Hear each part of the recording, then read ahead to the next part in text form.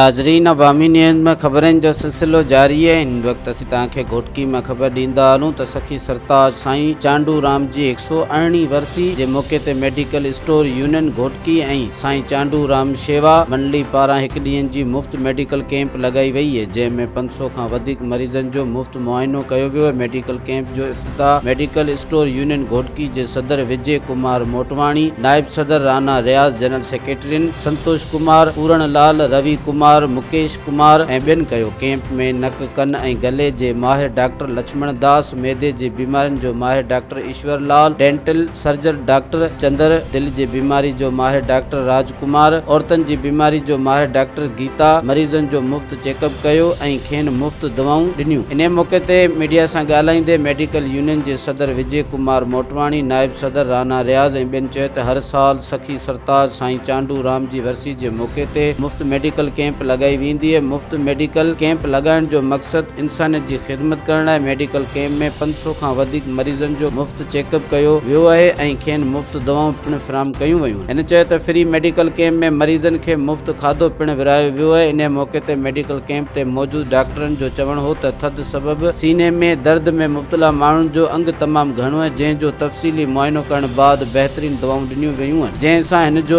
इलाज मुमकिन थींदो। मज़ीद खबरों और तफसीलात के लिए विजिट करें हमारी वेबसाइट www.awamiNewsHD.com।